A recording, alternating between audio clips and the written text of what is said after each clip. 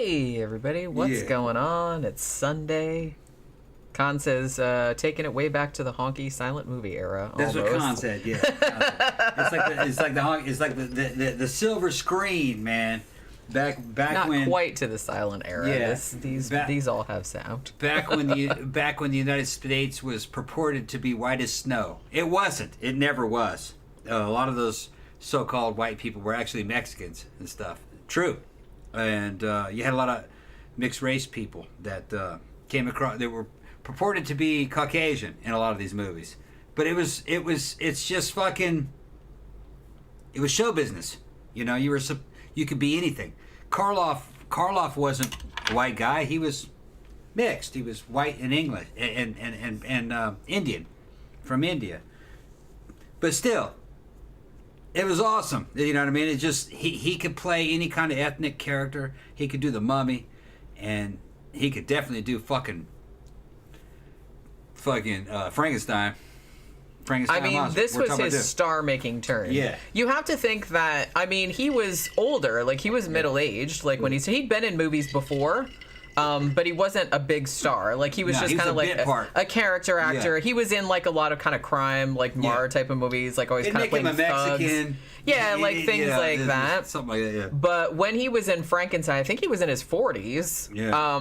And this was, like, absolutely his, like, breakout role. And, you know, he was just an icon, like, from the moment this movie came out. So we're going to talk about Frankenstein and then Bride of Frankenstein. And Bride of Frankenstein. So this is a twofer. Yeah.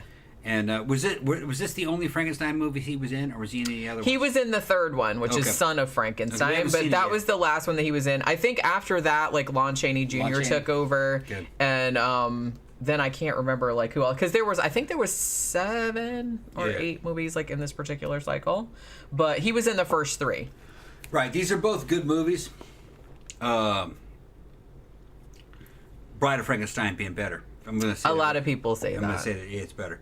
It's kind of like the difference between Alien and Aliens. Okay. That's a good simile, like actually. Or Terminator 1, Terminator 2. Even though I like Terminator 1 better. But he's got a bigger part in it. Frankenstein's on screen more. The Frankenstein monster's on screen more. A lot more. He speaks. There's a lot of lines in it. Although Boris didn't like that at first. He didn't think the monster should talk. No, he should have talked. I mean, in the book he talks. In the book. He talks in the book. And you were eventually in the second one you were introduced to a new villain, and it's a masterpiece. I actually prefer the second one. A lot of people do, like I said. Yeah, it does. I'm not sure. I kind of feel like they're both good, but I like that your simile of, like, Alien versus Aliens, because it's like they're clearly happening in the same universe. Yeah. But there's a lot of differences. But you can kind of take both things. So, you know what I mean? Like, Alien is like a horror movie, and, like, Aliens is more like an action movie, even though they're kind of both along the same lines. That's kind of the same. Frankenstein, the first one from 1931, is much more like a very simple monster movie. And I kind of feel like Bride of Frankenstein is a lot more complex, and it's almost like a black comedy. Almost. It also looks a lot better. It's a bigger budget. It's a lot more gothic. It's got a lot of fucking badass gothic visual imagery. The shot composition's fucking great.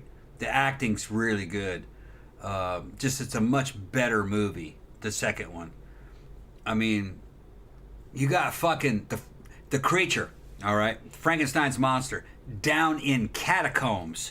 Yeah, that was a great sequence. With bones. Yeah. Talking to him, and it's just the way the shit's shot, the sets and everything. It's epic. It looks like gothic postcards, black and white postcards. What it looks like, fucking really good. The first one's good too, but the second one is a fucking strong response to the first one. And they added in a bunch of new elements into it that were cool, that were still kind of contemporary, because not only do they bring fucking reanimated corpses that are alive, they bring in homunculus. Yeah. All right, which that's another thing that they believed in back then, or they were theorized. It was like from horror or sci-fi, where a man could take his sperm and bring that to life. Yeah, they couldn't say that word. They couldn't say it. He said seed. He called it seed. Dr. Pretorius. This isn't Bride of Frankenstein. So these dudes messing with their seed. And I'm like, ooh, and gross. making little creatures out of them. Putting them in jars. Making little kings and queens. You made a little king fucking and a hotties little and ballerina. Shit, and little fucking ballerina hotties and shit. So Fucking- weird. Some weird shit. It was very weird. You had a dude who was into messing with his seed, hooking up. Good, call it what it is. Fucking, and he's shown as kind of a fucking pervert. You know, they kind of portray you're a perverted motherfucker. Is what they portrayed him. And he's hooking up with Dr. Frankenstein, and together they're going to make a new super race. And that's in the second one. So it went from alien to aliens in the second one. Kind of did. Yeah, I liked it. I liked the second one. I got to see the third one. We're going to see the third one. We'll do a video. I've heard I don't think I've seen Son of Frankenstein, or if I have, I was a kid.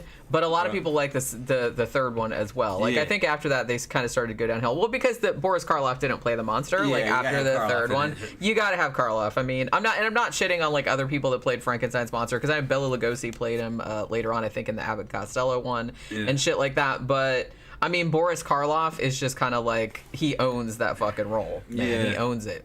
Well, and a lot of the imagery of fucking the creature or Frankenstein's monster going through, like, cemeteries with fucking, you know what I mean, with headstones, with crosses, and all the imagery that you think of when you think of Frankenstein was from the second movie, not so much the first.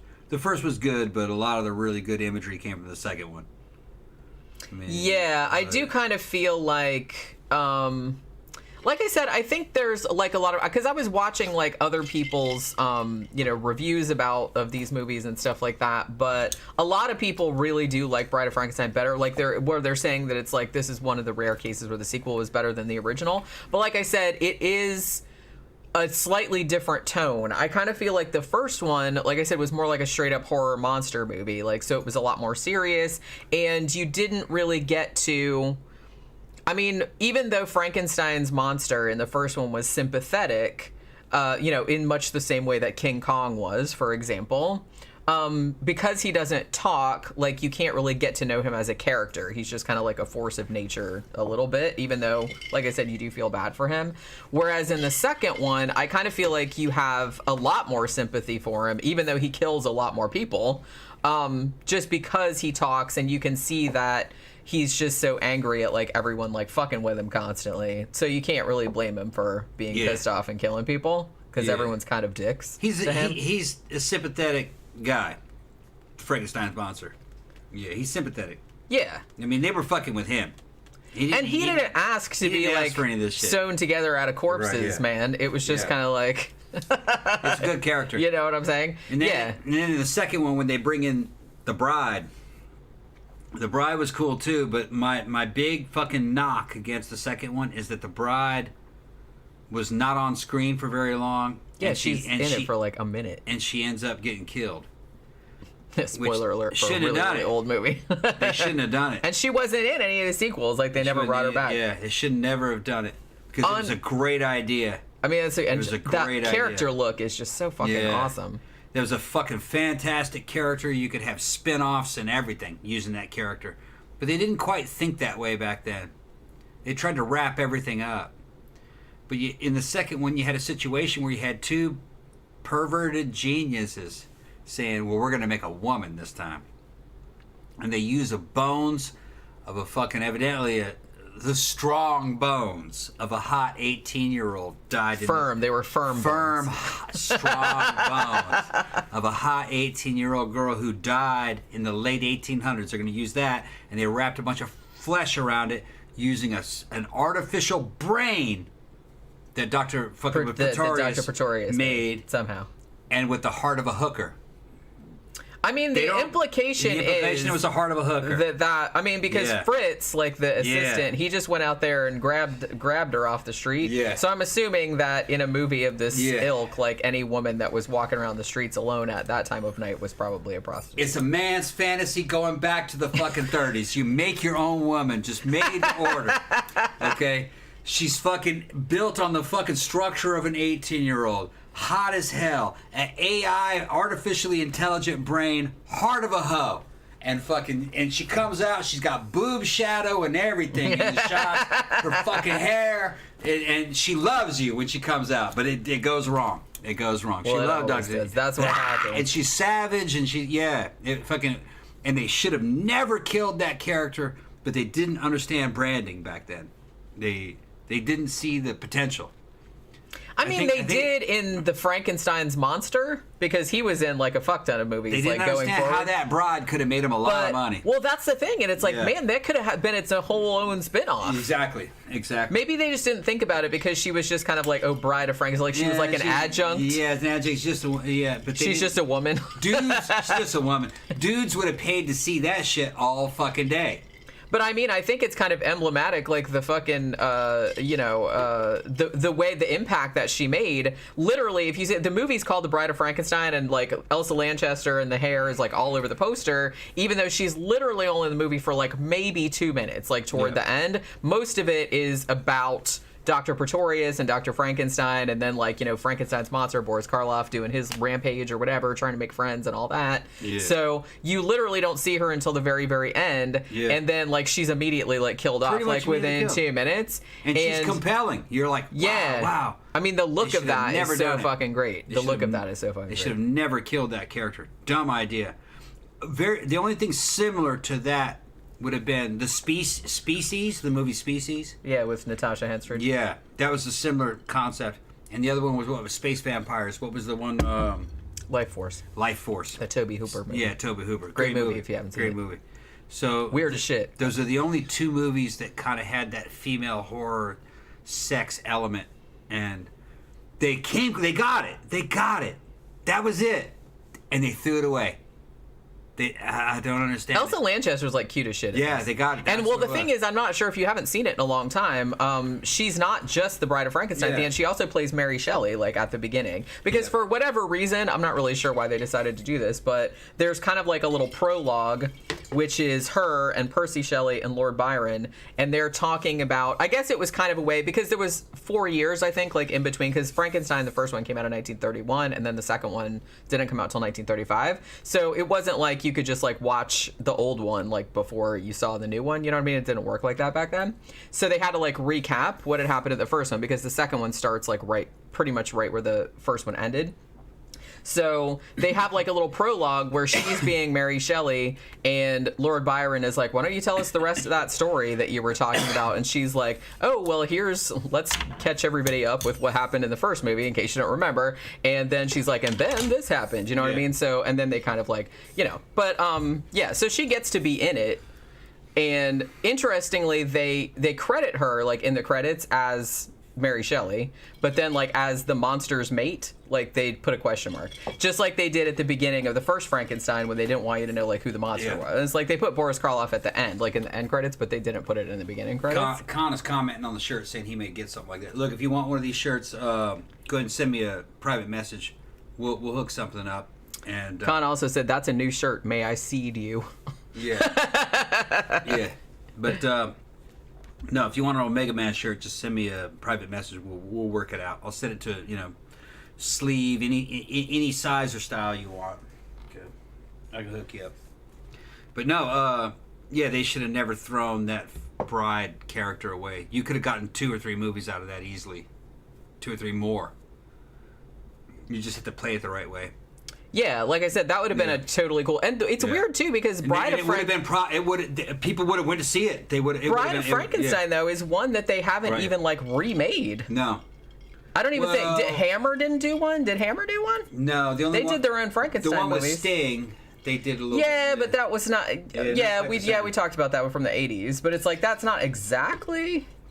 You need to go straight Bride. You know what I mean? Yeah, I'm just surprised that hasn't been done. She's got to be in it a lot.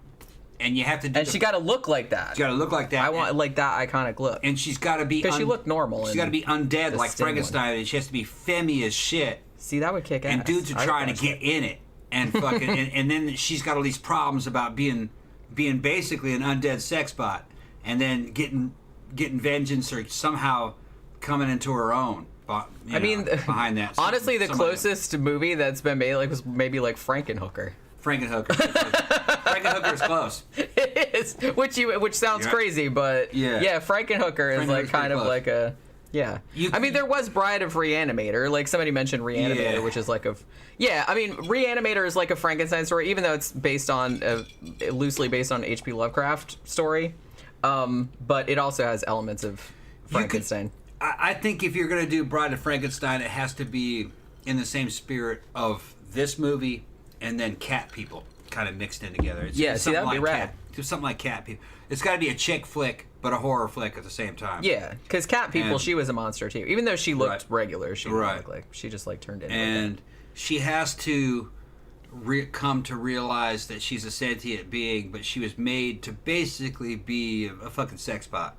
You know what I mean? Well, yeah, that's what they just made her because they wanted to like see if they could make a beautiful woman. Well, they wanted her to breed with Frankenstein's monster, and they could make like a race of people. Yeah, you know what I mean. See, they don't come out and say she has the fucking heart of a hooker, but dude killed a woman who was walking around in the middle of the night, and it's implied that she was a hooker. The heart. I mean, that was the implication. Yeah, heart of a hooker. Either way, it's that for the time that would fit. Yeah. They're like, okay, yeah.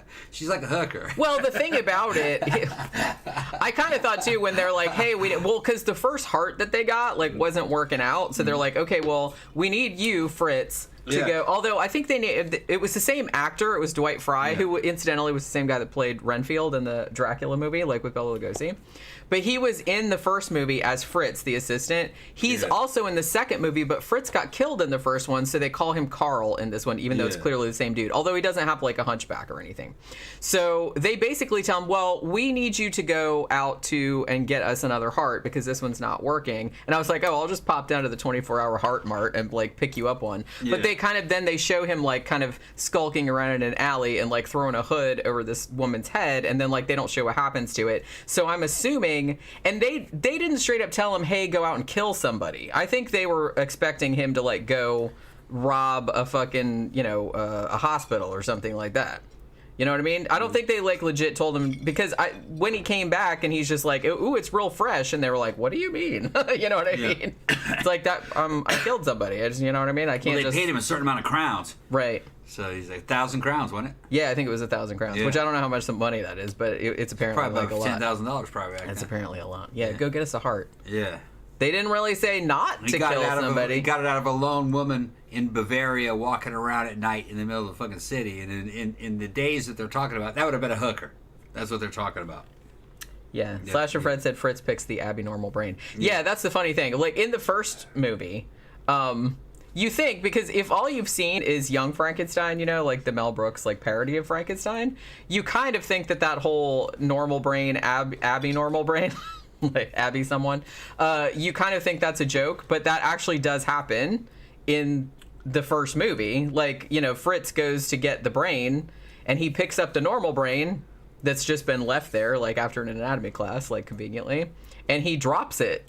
And he's like, oh shit. So then he just goes and gets the other one and like doesn't tell. So it's like, in Young Frankenstein, it's like, it's funny, but it's like not a joke, because that's exactly what happens in the first movie. They didn't even like really exaggerate it. So you want to start with the first movie? Do you have all the stuff for that one? Yeah, I mean, we're just kind of, it's just kind of like a loose, we're just kind of like a loose, I didn't want it to be like they're both good movies, but I'm going to give it to the second one. The second one's a lot better.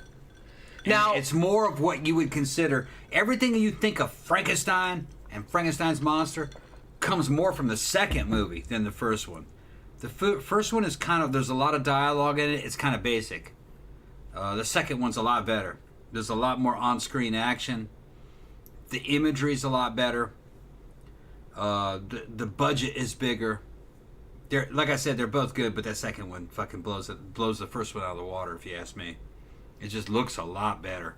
I think mostly the reason that I've seen people that prefer the first one to the second one, which, like I said, there's nothing wrong with that opinion either. I think I slightly prefer the second one, but I can see why people would like the first one better. Most people that prefer the first one, they don't like the humor or the camp factor, like in the second one, which I can see that, because a little bit. Now I will say that one character, like that older woman that's always like shrieking and and shit like that. She's comedic relief. Yeah, she's like, she's kind of annoying, but I mean, she's kind of funny though, like at the same time. What's funny is that they keep showing her as like a old hag, but you look at her now and like, because I saw this when I was a kid, it made an impression on me. Certain scenes, like where they have fucking Frankenstein's monster chained up in the dungeon and everything. I remember that when I was a kid.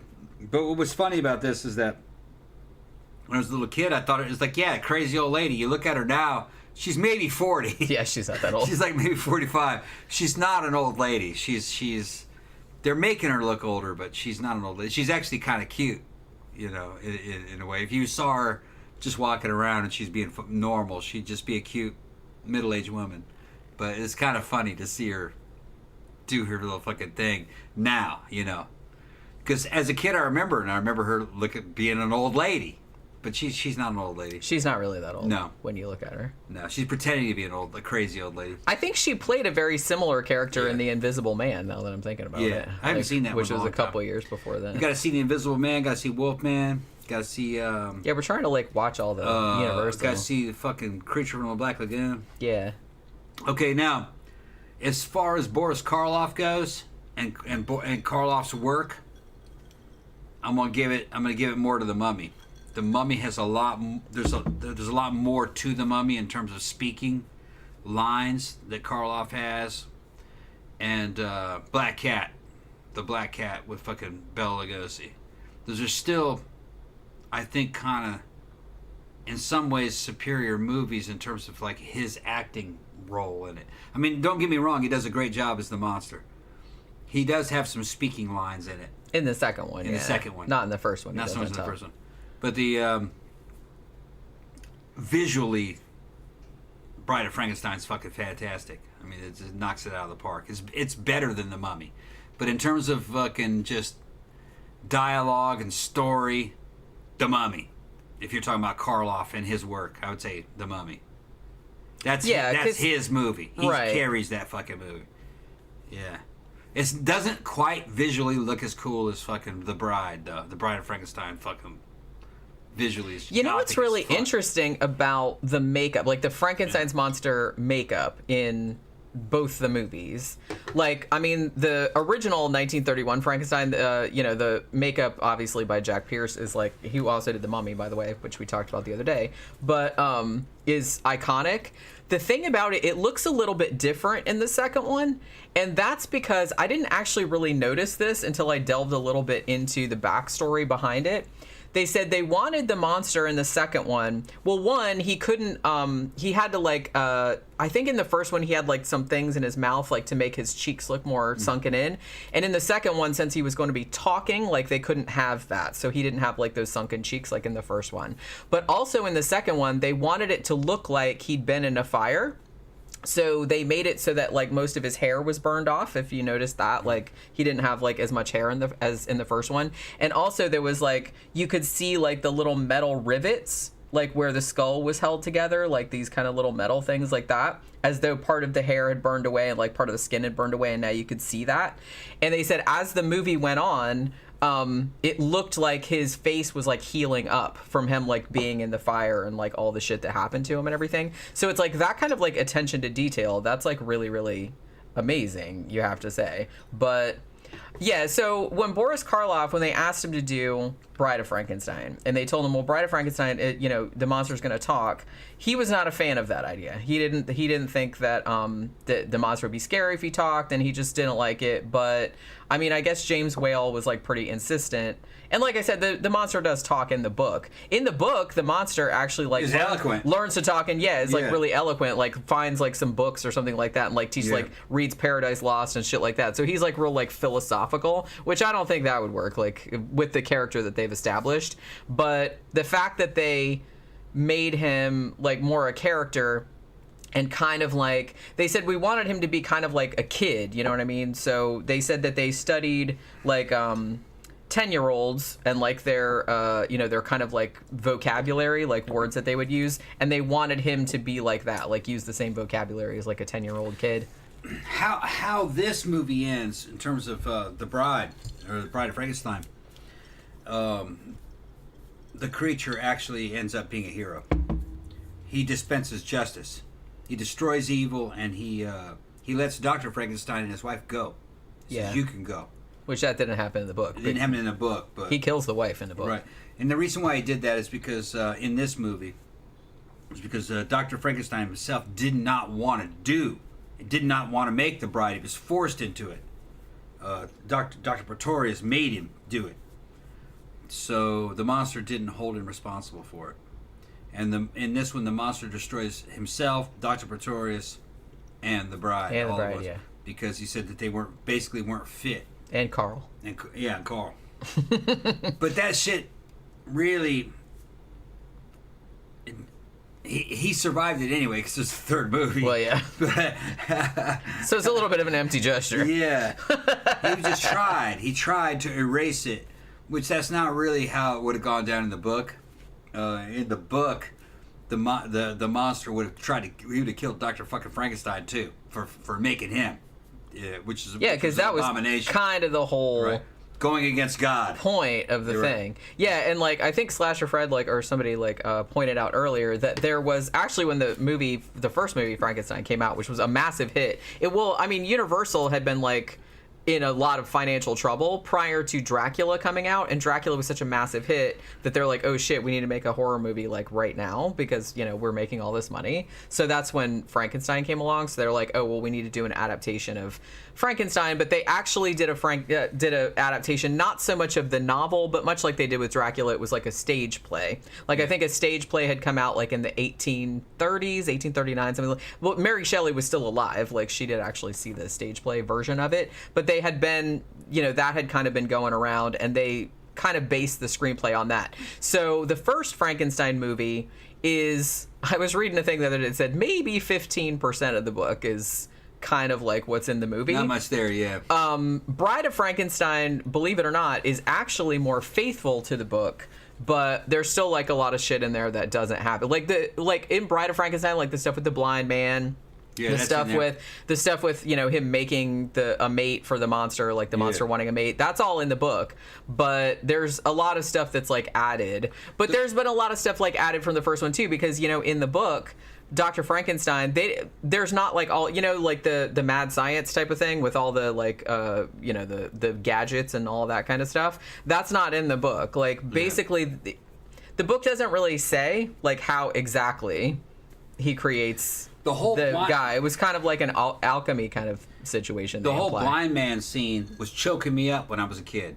I remember seeing it. It's so sad. You're oh yeah, fucking. The blind man scene makes the movie. That should have been in the first movie. I thought it was in the first movie. I did too. I forgot. Now Frankenstein's monster throwing the little girl. That's in the first into movie. The pond, thinking that she'll float and accidentally killing her. That's in the first movie. That's in the first movie. I thought the blind man thing was in the first movie too, but it's not. It's in Bride of Frankenstein. It's in Bride of Frankenstein. You're right. But that's the thing. In the book, Frankenstein. The reason that the monster kills Frankenstein's wife, Elizabeth, is because Frankenstein, because in the book, Dr. Pretorius, I don't think is in the book. No. Dr. Frankenstein is just basically okay, well, I'm going to make a mate for the monster because he's going to fuck with me if I don't. And so he does it, but then he realizes, oh shit, shouldn't have done that. And he destroys her. Yeah. And then the monster gets mad and is fuck you and your wife, and kills the wife in retaliation, because he didn't go through with it. The Dr. Pretorius character I thought was a good move. He's so great in this. He the movie. chews all the scenery up, and it's glorious. It was a good idea to put him in the second movie, so there's a second villain, a real villain, to take the load off of the monster. All right, because the monster's not truly a villain, really. He's scary, he's a threat. But the real villain is Dr. Pretorius in this one. Yeah. And he's a perverted evil genius, all right? And the guy playing him is fucking fantastic. His dialogue's fantastic. He's a fucking pimp. He's fucking, yeah, he's a pimp. He's fucking... He's a great character. He's twisting everybody's minds and getting the fucking monster to do what he wants and fucking pimping his ass out. It's fucking funny. And, but he's evil. He's kind of, and the casting was good. He's kind of like a, fucking Peter Murphy. He's kind of like an old Peter Murphy, an old skinny Peter Murphy. Because Peter Murphy, he motherfucking bubble gut motherfucker. But he used to be skinny. Yeah. He's kind of like an old Peter Murphy with long nose and shit. He looks great on camera, and he's a good character. I recommend both movies. You kind of want to see them both. They're not long either. The first one isn't long. The second one's a little bit longer. They're about the same. I think one they? of them is an hour and 13 minutes, and one's an hour and 14 minutes, or an hour and 19 minutes, or something like that. They're both really short. So you could easily watch them back to back. And, yeah, they're not long at all. Something that you'd watch like on a fucking rainy night while you're having a drink. You got to slow yourself down. It was another era back then. But they're cool, and for me, I like the second one. The second one was also packed with hotties. There's a lot of 1930s hotties in there, and they were big into glamour. All right, and the glamour shots, the hair, the outfits, they were sexy, but it was a different kind of. It wasn't in your face. It was kind of a subtle. They knew what to do with shadow and costumes. Because, they weren't going to show nudity, but they were going to try to show you nudity. And they did that even with the bride. When the bride is on her table and they fucking stand her up, she's in all these, like, mummy wrappings. And they got the shadow just perfect so they could show you her very feminine figure. So her boobs just... And her boobs, she had boob shadow and everything. And they're letting you know that these perverted motherfuckers have made a sex toy, really, is what they've done. Which is what dudes would do. That's what they would do. Yeah. And spot on. If they're going to make a woman, she's going to be fucking hot. They even put the heart of a hooker in it. And not a real. Well, they didn't realize, I don't think, but that's what they wanted. That's the directors are in on this too. And then the brain wasn't even a real brain; it was a synthetic brain that fucking Dr. Pretorius made.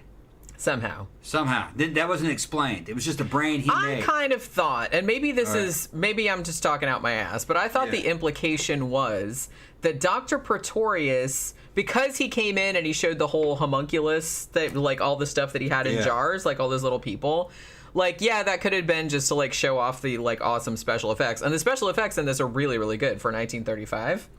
But, I mean, George Méliès had done some of that stuff, like in the silent movies, like with little tiny people in jars and stuff.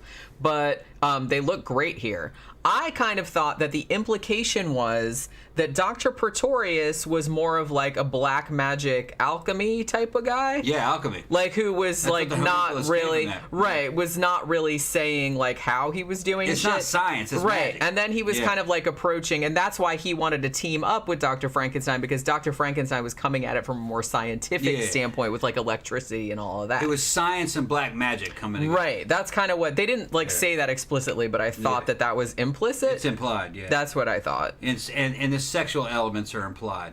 Big time. Pretorius is messing with his cum. Yeah. Making creatures. Okay. Well, like I said, I kind of feel like from a modern standpoint, I'm not sure how much you guys, I think most people know, but like James Whale, the director of both these movies, was one of the first openly gay men, like in Hollywood. Like he didn't make a secret about it. So a lot of people have read, not so much the first movie, but for sure the second movie, as kind of like having like a queer subtext, which is probably a lot clearer nowadays than it would have been back then. Well, the blind hermit, that's kind of a gay subtext there. Yeah, Waiting for a friend and I can't see you, and it's not physical, it's mental. I can't see. And I was kind of thinking too, like the relationship between Dr. Frankenstein and Dr. Pretorius, because they're essentially, they want to. I saw something. Or I read something where it was pointed out that Dr. Pretorius literally shows up, like, and pulls Dr. Frankenstein, like, out of his bed, like, away from his wife to go do shit with him. You know what I mean? So there's a lot of that kind of stuff. Gay male supremacy. It is, right. I do kind of feel like, and I don't know if, like, James Whale would have, like, read it that way, but it does kind of, like, come across a little bit. It does kind of come across like that a little bit. I was reading that into the blind hermit, the whole blind hermit thing. Come here now, I'll feed you. Now get into my bed, and then he's praying over him and everything, and it's just it's, and then friend, just to make a friend. Friend. Yeah, friend. Good. Yeah, fire good and bad. Yeah. Yeah, he tried to teach him all that. But the thing is, though, it's that's a touching scene, and then, it is. That's then motherfuckers show up and fuck it up. for everybody. One of those dudes was John Carradine. Did you realize? No, I didn't know that. Yeah. I didn't realize that. Yeah. I didn't realize that either until I like looked at the list. And the hermit was like, but he's my friend. And remember, he went down to, he never turned on Frankenstein. No, he didn't. He never turned on him. Even though they said, this is the motherfucker. He's made out of dead people. Yeah. And he's been running around killing everybody. He's my friend, though. But he's like, yeah, but he's my friend. He's like, he hasn't like done anything. You guys are just being dicks to him. That's why he's like that. Yeah. You guys did it. So that kind of shit is what made me think that the second one's better. The second one's a better writing. It looks better, better budget. And, you need the first one to get the story started. But the second one fucking tops it off. It's like I said, the second one is a lot more complex. The first one's good if it's just like a simple monster movie. Yeah. And I don't know. I kind of slightly prefer, even though, like I said, the monster is still sympathetic. Like, I kind of liked it when he wasn't talking. And I liked, like, his look better in the first one. But the second one, I think, like, objectively probably is, like, a better movie overall. What's up, Holy? What's the matter? She's yawning and yelling. Slasher Fred said, I read that Frankenstein's line, I know what it's like to be God, and the scene where the monster accidentally kills the young girl were originally cut from, the original. Yes, they were. There was actually a lot of stuff cut out when the movie was first released, because you have to think this was 1931, okay? They were very sensitive. And I read that like a couple of states in the US, like Kansas specifically, they wanted to like cut out half the movie because they just thought it was like too fucking upsetting. But one of the things that got cut out was him throwing the little girl into the water. They've since restored it, that scene. But the thing about it, here's what's ironic about that scene. The scene where he picks her up, because he doesn't mean to, he doesn't know that she's going to drown. He's like, oh, the flowers float, maybe she'll float too, and she throws it in there. It's like, it's not his fault. He's not malicious. I mean, she's still dead, but, he's not malicious. It was an accident. So the fact that they took that out, but then they left in the subsequent scene where the little girl's dad is carrying her dead body through the streets, and she looks like all fucking fucked up, and you're not really sure what happened. I'm like, that kind of makes it seem worse. Yeah, like he raped her or something. Right, that's what I mean. Yeah. It's like, I think like the implication that was left by taking that one scene out like made it look even worse than it actually was. You know what I mean?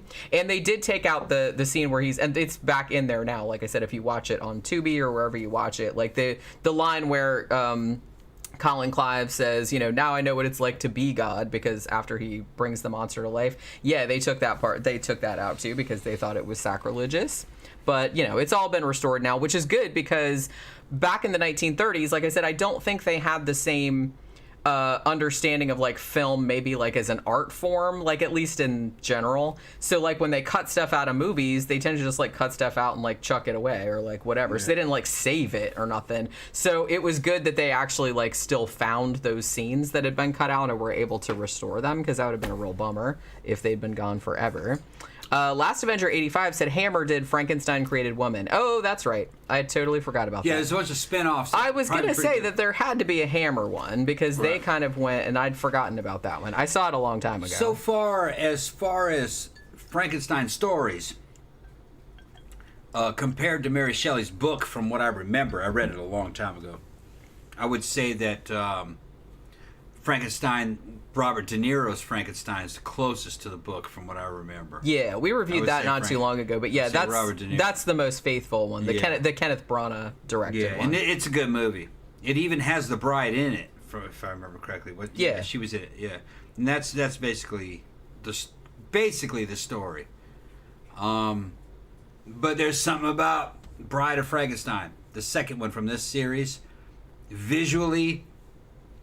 It knocks it out of the park. Man, I love that scene in the crypt. Yeah, the blind man scene I think is the best scene in the movie. But that scene where they're in the crypt and like shots in there, and he comes across Dr. Pretorius, Dr. Pretorius, they're like drinking wine, because he's like a weird pervert, and he's like in there like drinking to a skull and like hanging out in the crypt and all this other shit. The inside shots, the interior shots of Castle Frankenstein with the vaulted ceilings. I mean, fucking no, man. Yeah, and then the shots of fucking the Frankenstein's monster going through the cemetery at night, people chasing him, and all the damn fucking gravestones and fucking sarcophagus and shit.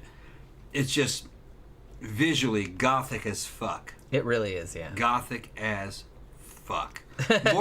More gothic than Bela Lugosi's fucking Dracula.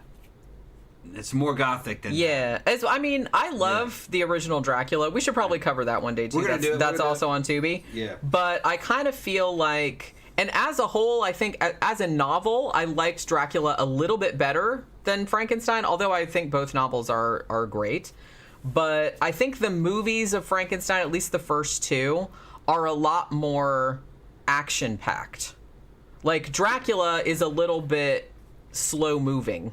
Yeah. A little bit. You can tell that's a stage play on film. Well, the thing about it is that the original Frankenstein from 1931, that was based on a stage play too, but it's a lot more, like I said, it's just like a monster movie. It's more obviously a monster movie than Dracula is, because Dracula is more like a character. But, I mean, for most of Dracula, you're kind of following like the other characters, which I guess you kind of are in Frankenstein too, but I don't know. Just, I guess because the Doctor is such an iconic character, because the Doctor is like a fucking nut too. Yeah. Hey, stop it. Knock it off, Poke. She's tearing the walls up. Yeah. Stop it. Stop tearing it up. She's like, what? I wasn't doing anything. Oh, what? Well, and that's the thing too, is that in the novel, essentially, I mean, Dr. Frankenstein, the Doctor, is really the monster. Yeah. I mean, really. He's the real monster. He's the real monster. Yeah. So they actually, like, in the movies, they actually make him not as monstrous. And I think in Bride of Frankenstein, them introducing the Dr. Pretorius character, who is clearly a villain, kind of lets Dr. Frankenstein off the hook a little bit. It does. Because Dr. Frankenstein, like, at the end of the first movie, like, you know, the monster kind of throws him off the mill, and, like, you think he's dead, but he's all right. Like, he's kind of allowed to get away. His wife gets away. She's fine. And all this other kind of shit. But they think that the monster is dead. So then when the monster comes back, like, he's kind of, like, horrified, and he feels really bad, and he only makes the bride because Dr. Pretorius essentially, like, gets the monster to, like, blackmail him and said, hey, we're going to kidnap your wife Elizabeth unless you make the creature. But so he kind of has to, or they're going to kill his wife, you know what I mean? So he's, like, a lot more sympathetic character, whereas in the book he's not evil, but he's an anti-hero. He's an anti-hero. He's not a villain, but... Right. If you're not going to read the book, see the Robert De Niro Frankenstein. In that one, that's pretty close to the book. Dr. Frankenstein is a sympathetic villain. Okay. The creature is an anti-hero. I mean, he got fucked over. But he commits murders, too. He's not a good guy. Yeah, he commits murders. And then pins them on other people. Yeah. He's a lot more sophisticated in the book. Yeah. Like, he lets that innocent woman get hanged for shit that he did. For something that he did. You're right, and he did it on purpose to punish Dr. Frankenstein. Right. For making him. And he kills that kid. He kills Dr. Frankenstein's brother, like, who was like a kid. He breaks his neck. So he's kind of like a tragic anti-hero. Yeah. Frankenstein's monster. But Dr. Frankenstein himself is basically a villain. Yeah. Sympathetic, but still a villain. He shouldn't have defied God, is the moral of the story. He tampered in God's domain. He tampered around in God's domain, okay? For selfish purposes, for selfish reasons, and fucking that shit happened to him. And he should have known better. That's the morality tale. He's trying to usurp the powers of God. Mary Shelley's trying to tell you a morality tale. Yeah. Okay. And but no, they're all good. We're gonna see more. I want to see some Italian spin-offs. I'm on the Frankenstein trip now. Yeah, because somebody's talking about Lady Frankenstein. I'm on the Frankenstein trip. We'll watch them. Got to see Creature from the Black Lagoon. Got to see Wolfman. I've never seen Wolfman. The original Wolfman? Never seen it. I saw it, but a long time ago. Well, that's kind of the cool thing. I think Tubi has a surprising number of the original Universal movies, which is cool. Like I said, they have Dracula, they have Frankenstein, they have Bride of Frankenstein. I think they might have Son of Frankenstein. They have Son of Dracula. Yeah. They have Creature from the Black Lagoon, Revenge of the Creature. They have a shit ton. Somebody mentioned The Old Dark House, which is another one that I've been wanting to see, that Boris Karloff is in that as well. Shudder has that, I think, but I think it's on some other streaming services as well. That's another one that I want to do. Yeah, I'm kind of like getting into this whole... Because remember we talked about before, I was like, I really like to do like new horror movies and stuff like that, and stuff from the 70s and 80s, but we've covered so much stuff that I feel like there's a big gap. Well, these old ones are so old that they're kind of new to a lot of people. A lot of young people, even people our age, have never seen these. They're good. You should see them. They're not... I wouldn't say they're scary. They're not scary. Not by today's standards. They are creepy. You have to think about it a little bit more. Because there's a lot of subtext that they're talking about. Yeah, because there was a lot of stuff they couldn't say. They couldn't come out and say it. Because they get fucking shit canned. They get censored. Yeah. So there's a bunch of subtext about what's happening. And the traditional Universal Studios monster movies, within reason, you know, once you go down to fucking part 5 and shit, you know, right? But that's true of But like that's true of everything. Yeah. They were good, real good. They were artistic. And a lot of the shit was shot. We want to do Bela Lugosi's fucking Dracula. Yeah, because that's definitely on That's TV. real I saw good. that last night. That's a good one. Okay, man, when I was a little kid, I saw that shit on television, and it blew me a fucking way. I've seen it lots of times. I've probably seen it more than the original Frankenstein, actually, because it seemed like it was always on. They would show that early in the morning, right after the cartoons. You know, when I was a kid, I saw that, and it fucking blew. When fucking Bella goes, "Come here." Remember that? Whoa, he used mind powers on the dude. Right. They don't show a lot. It's just a lot of dialogue. And even as a kid, it was tripping me the fuck out. You know. Now, everybody wanted sequels and part 3, and yeah, it got better, and sometimes it got ludicrous. But I haven't seen it in a long time. I'll give you a more modern opinion on it as I see him. Because they tried to reboot Dracula over and over again. The Dracula movie was not really set up for a sequel. It just wasn't. It was supposed to be self-contained. Yeah. And people wanted more, so they had to figure out how they were going to give you more. And then there was copywriting involved, so they couldn't give you more sometimes, you know. But definitely see Frankenstein 1 and 2. And we're going to do 3 here soon, I'll tell you. Yeah, I've heard, like I said, I don't think I've seen Son of Frankenstein since I was a kid. Yeah. But I've heard that a lot of people really like that one, too. But like I said, it's after that, I'm pretty sure, like, it kind of, like, the quality fell off because Boris Karloff wasn't playing the monster anymore, like, after the 3rd one. But, you know, famously, somebody brought this up earlier. They did ask Bela Lugosi to be the monster in this. Little bitty Bela Lugosi compared to well, I mean, like I said, he did play the monster like in another movie later on. Why Bela? Well, because he was a big star at that time. Yeah. Because he'd just been in Dracula and he kind of like saved the studio. Yeah. But the thing about Boris Karloff, I think James Whale like saw Boris Karloff like in a crime movie and said, "Ooh, that dude's got a great face." Yeah. You know, for a monster, and he's like a much more hulking, like imposing presence, especially when they put all the stuff on him. But yeah, Bela Lugosi, there's kind of different stories going around. It's just kind of like, I think the most popular story is that they offered Bela Lugosi the role of the monster, and he's like, no, I don't want to do it because it's just kind of like, you know, 1, you won't be able to see my face, and 2, there's no lines, and it wasn't really his kind of thing. You know what I mean? But some people said that that's not true. That some people, that James Whale was like, no, they wanted Boris Karloff all along. So I'm not really sure like which one is true. Bela was the quintessential fucking Dracula. Yeah. Okay. That was him. But in the Black Cat, man, he played Vitus Veltigast, which is a dude that had fucking survived the fucking First World War, I think it was, and was fucking going back to find his old commander, who turned out was a Satanist who sacrificed the whole fucking unit. And Vitus had come out of the fucking Gall, which was like a fucking concentration camp. You guys got to see Black Cat, the original. Boris Karloff, Bela Lugosi. Bela could do a fucking awesome role. It didn't have to be Dracula. You know, you could put him in some shit. He was fucking creepy. I'm pretty sure in one of the later Frankenstein movies he played Igor. Yeah, okay.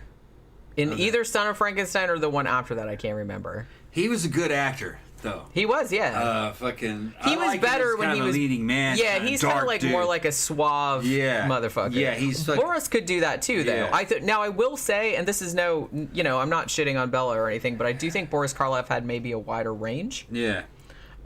Just in the fact that he could play lots of different kind of characters. Yeah. He could play a monster. He could play a suave motherfucker. I kind of feel like Bela like played both of those kind of roles, but I think he was better as like a suave motherfucker. Yeah, Bela was a sex symbol for his era. He wasn't a monster per se. It's just that Dracula was both. He was a fucking sex symbol and a fucking monster. So he was good at that. But Bela, you'd look at him now and you go, well, he's not really... It wasn't the day where Jack motherfuckers ran around on screen all the time. It wasn't about physicality. It was more about how you delivered lines and what your facial expressions and what you were wearing. Bela in his prime was the shit. He was the kind of dude that would talk his way up your woman's skirt. That's what he was. Yeah, big time. And he was just a sexy foreign guy. Yeah. Where was he from? It wasn't Romania, I don't think, was it? It was... it was Hungarian. Hungary, yeah. I'm pretty sure. And he was just... Hungary, yeah. And he was just... he was a cool dude, too. Poor guy didn't... His life didn't end well. Well, I guess it did. Because his life kind of ended with, hey, man, rehab is a reality. You know, that's how his life ended. I will always respect Bela Lugosi for being essentially like the first big star to go into rehab and like be open about it, because I think that might have gone a long way toward like destigmatizing that. He got addicted to painkillers and then became a junkie, and he was like the first celebrity to come out and go, yeah, fucking drug addiction is a reality. It's a bitch, yeah. And go to fucking rehab if you're addicted to this shit. Yeah, which was like a big deal. Like, nobody did that. Right. Well, the thing about it is that Bela Lugosi, sadly, I kind of feel like after, he got hugely famous with Dracula and then he was in a few more movies, but then like it really seemed like his career like went on the decline, whereas Boris Karloff was like working all the way up until until he was an old man. Yeah. Well, Bela was probably hard to work with. He was a junkie. That's true. He was a junkie. And he was in his own little world. But fucking Karloff didn't have that problem, so he was a lot easier to work with. Yeah, Karloff was like a lot more professional. But yeah, like I said, even in the 60s, if you, subscribe over at my Scare Salon channel, I've been doing his Thriller series, like from the early 1960s. He hosted that. He did all this voiceover work and stuff like that because he has a great voice. So, Hugo says, fun fact, there was an earlier Frankenstein movie made by Thomas Edison in 1910. Yeah, I've seen it. I actually did a really long write-up, like a silent movie watch-along. Never seen it. Like for my, on my Scare Salon site, like not too long ago. Was it any good? It's okay. It's not really a lot like, it's silent, obviously, because it's 1910. And it's pretty short, if I remember correctly. I think it's like less than an hour. It's been a while since I've seen it. But yeah, I wrote like a thing about it. But yeah, I don't know. I kind of feel like of all the Universal monster movies that we've watched so far, and like I said, I'm excited that we're doing all these because I haven't seen them in such a long time. So it's really cool to like revisit them. We definitely have to do Dracula because I know that's on there. But Hugo's talking about the 1931 Spanish Dracula version. Okay, well there's a lot of. It was made with like the same sets and everything, right. And a lot of people like that one better. Yeah, and then somebody mentioned in there fucking Nosferatu. Nosferatu visually had it. It's just that it was a silent flick. It wasn't a talkie. It would have been a lot better if it was a talkie, but it's before its time. And the thing is that your bitch ass should have never even have seen Nosferatu. They ordered that shit fucking burned. Destroyed, yeah. Destroyed. You're lucky to have even seen it, which is, that's a miracle to modern film history that survived. It is a good movie. I've seen it. It's a silent movie, which puts it in a different realm. It's not like a talkie. But fucking tell you what, man, that vampire looked badass. It did. That still looks creepy badass. as shit. That still looks creepy. Yeah, it looked a lot more creepy than Bela. But Bela was a speaking vampire. That was the first of the sexy vampires. Yeah, he was like the suave motherfucker. Right. Yeah, and that it was a different play on that. Nosferatu looked more like a rat described in the book. Yeah. He didn't really look like a suave motherfucker. That bitch right there looked like a fucking rat. Yeah. Which that's creepy too. Very creepy. Samantha said, what's that vampire movie with Willem Dafoe and John Malkovich? Shadow of the Vampire. But that was about the making of Nosferatu. Also a really good movie. I was looking for that last night because I was like, ooh, maybe it's on Tubi. It's not. Gods and Monsters is on Tubi, which is about, I think Ian McKellen was in that. And that's like actually about James Whale. Although I don't think it's about the making of Frankenstein. I think it's about James Whale like later on in his life. So there's that.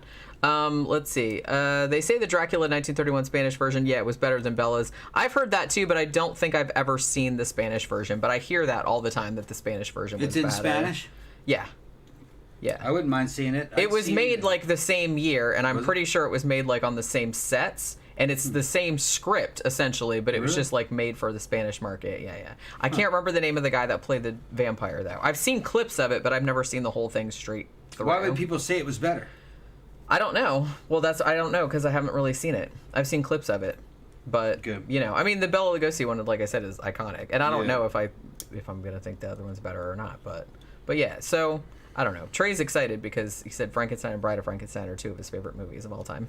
Well, then hopefully you'll like our review. Yeah, I mean, they're both great. They're both great. I like them both for different reasons. It's just kind of like you said, it's like the Aliens thing. Yeah. I'm going to say, like, as far as those two, I like Alien, the first one, better because I like the more horror thing as opposed to, like, the more action thing, but they're both amazing movies. The same thing applies here. Yeah. I like this one. I like the first one because it's kind of, like, simpler. It's more like a traditional monster movie. It's like scarier. Like, I like the look of the makeup better. I like the fact that the monster doesn't really talk. He's more, even though he's sympathetic, he's more of an antagonist, more of a monster or like a creature. So I like that. But the second one, I just really like the complexity of the story. I love Dr. Pretorius. I kind of like that that the monster now has like more of a personality, although it kind of like takes away his scariness. But like I said, I'm glad that they introduced Dr. Pretorius as like the straight up villain because, you know, otherwise the movie wouldn't really have like a very strong villain, and it does. So I think that was like a wise decision to add that character. I'm going to give it to Bride of Frankenstein. Yeah. I think it's a superior movie. Shot composition, tone of the movie. It's a beautiful movie. The scenes that are in there. The monster talking. He's starting to talk, and now he's a dude. He's just smoking and drinking, trying to fit in with everybody else. They keep fucking with him, and then he's not so much the villain. Yeah, he's a threatening guy, but he's sympathetic. Then Pretorius comes in, a guy messing with his own jizz. Yeah. To make creatures. Growing tiny people with jizz in jars. Right. That's weird shit. Don't do that. No, and just the budget of the movie, the internal shots of the fucking Castle Dracula with the vaulted ceilings, and just it was a bigger, better movie, more gothic. You know, the graveyard scenes down in the catacombs. It had a gothic gestalt to it that is like, yeah, that's fucking Frankenstein. That's it. You know, an undead living man made out of fucking body parts running around inside of a cemetery and down in a crypt and drinking and eating down there, and there's fucking skulls, and he's talking to a mad scientist who's messing with jizz. Fucking yeah, that's it, man. That's it. Yeah, motherfucker messing with jizz. And then they're gonna make a fucking beautiful woman out of body parts using the damn bones of an 18-year-old that died in the 1800s. They're going to put some badass meat on it, put an artificial brain in the heart of a hooker. And she comes out, and she's the perfect woman. Boobitude and everything, like a mummy, and fucking with her freaky-ass fucking industrial fucking haircut. Fucking, it's like something out the fucking Goth Industrial fucking Club. And she comes out, and she doesn't like the monster. No, she likes Dr. Frankenstein. She just hisses and screams. Yeah. She knows hot when she sees it. She's like, she don't like that motherfucker's ugly. She likes this guy over here. He's cute. You know, that's it. That's the fucking movie. Okay, that's the fucking movie. And I'm gonna give it to part 2. Bride of Frankenstein. The hair, by the way, was, I didn't even realize this, but the hair, by the way, was actually inspired by that very famous bust of Nefertiti. Yeah. Where she has that with the headdress. Headdress? Yeah. That's what they... I see it now. Yeah. Like Nefertiti. Yeah. I didn't think of that, but I was like, oh yeah, now that you mention it. Well, she's definitely in mummy wraps. Yeah. Definitely. Yeah, when they pull her out of there.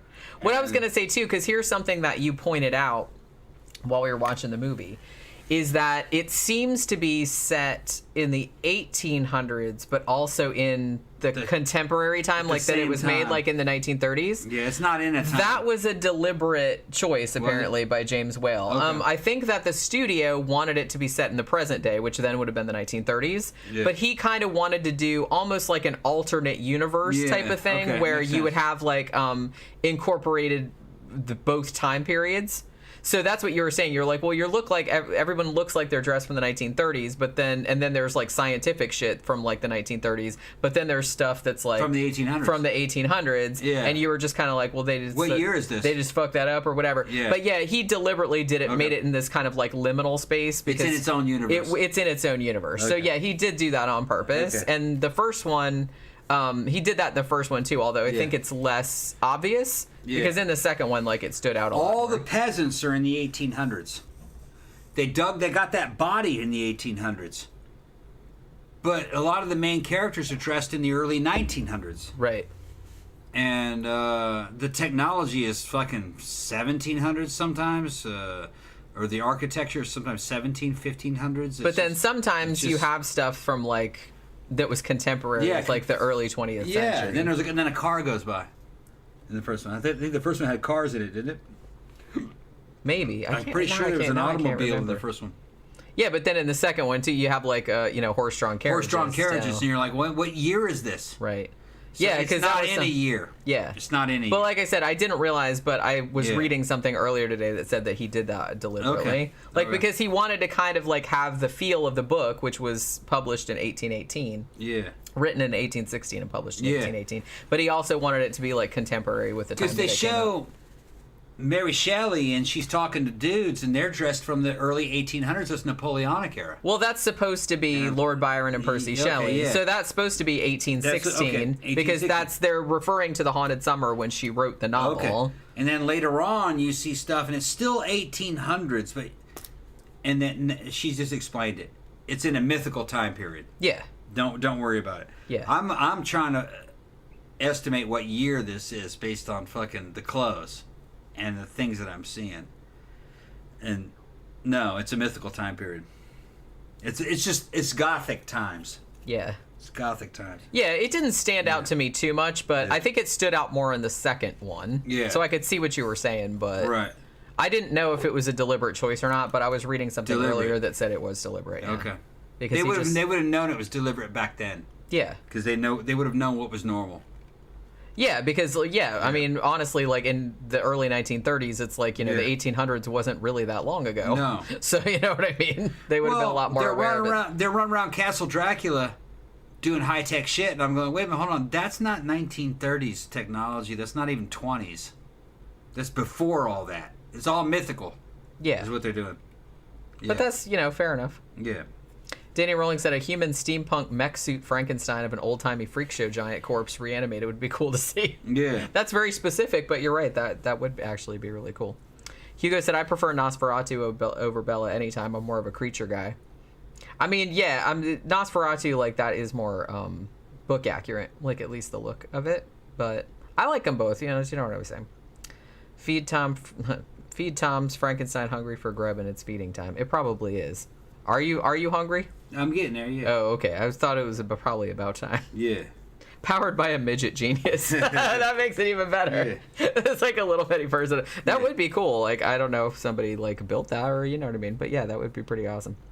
And Trey said, I just realized I'm wearing a Frankenstein t-shirt today. Well, see, there you go. Mm-hmm. We didn't even mean to. Well, what happened was we watched the first Frankenstein like a few nights ago. And then last night, I think we watched Bride of Frankenstein. Oh, my phone just made a noise. Maybe I got a text or something. I'm not really sure. And I was like, well, you know what? Why don't we just because it was like several days ago that we watched the first Frankenstein. I was like, I didn't remember it as good as like Bride of Frankenstein, which we just watched last night. So I was like, let's just combine them because if I try to do them like separately, we're just gonna end up talking about them both anyway. Yeah, most of the time about them. So I figured we'll do part 3 on its own, but we're probably gonna move on to shit like the fucking Creature from the Black Lagoon. Probably would be the next. Yeah, we can either do like for Tuesday. Well, tomorrow's Monday, so we're gonna do a haunting tomorrow. Yeah. But Tuesday, I mean, we could either do the original Dracula or we could do Creature from the Black Lagoon. Let's do Dracula, and then we'll. You want Dracula? Okay. You would do Yeah. That would be good, probably. Yeah. Okay. because I know for sure that those are both on Tubi, so we can watch those both. I haven't seen Dracula in a long time. I haven't either. I've seen it a bunch of times, but I saw it a bunch of times when I was a kid, so I probably haven't seen it like in a really long time. But yeah, so as I said, if you're in the U.S., I'm not sure about other countries, Tubi has a lot of the Universal monster movies like on there for free, so you can go on there, including they're these worth two, seeing. and they're definitely worth seeing if you haven't seen them. Like especially if you're into horror, I kind of feel like if you're young and you've never seen these old classics, it kind of behooves you to see them. All right, they're part of history. They're part of your culture. Doesn't matter where you are in the world either. Fucking even in the Middle East or fucking Asia, these movies should be appreciated because they ended up contributing to a global culture that people fucking know about. This is where the shit came from. You know what I mean? It was from these movies. And they're good. They're good. They're and I good. feel like when you think about Frankenstein's monster, most of the stuff, if you asked like just a random motherfucker in the street about Frankenstein's monster, most of the stuff they would say about it would be from the movies, not so much from the book. Yeah. Because I feel like the book isn't as widely read, and so a lot of people, if you talk about that, they're talking about the monster or the movies more than the novel. And there's a lot of they played on this a lot. The same thing. I mean, the same theme. There was shit that came out recently that was based on this that I fucking love. Like I love Frankenstein's Army, which I think was Russian or was it German? That might have been German. I think Frankenstein's Army was great. It was about World War II. Was that an asylum movie? I think it might have been. I don't know. It was fucking crazy. It was I fucking crazy. liked it. It was super fun. Yeah. If you haven't seen Frankenstein's Army. Yeah, Frankenstein's Army. Check that out. Fucking crazy. It's like super fun. And it's real gory, you know. Let's see. Danny Rowling said, "What's tomorrow's A Haunting episode going to be?" We'll probably do the Possessed, because I think that you wanted us to do that one. Yeah, we'll probably do the Possessed. So we'll probably do the Possessed. I think we watched it a couple weeks ago, but I don't think we have reviewed it yet. I'm going to make a couple of hamburgers, and then we'll get on that. All right, so we'll do that. All right. So hopefully you guys had a good time to listen to us talking about old Universal monster movies. And we'll be back tomorrow, 6 p.m. Eastern Standard Time, doing our Haunting Mondays. Probably it'll be the Possessed. If I change my mind, I'll post about it tomorrow at some point. So have a good rest of your weekend, everybody, and we'll see you guys again tomorrow evening. Good night.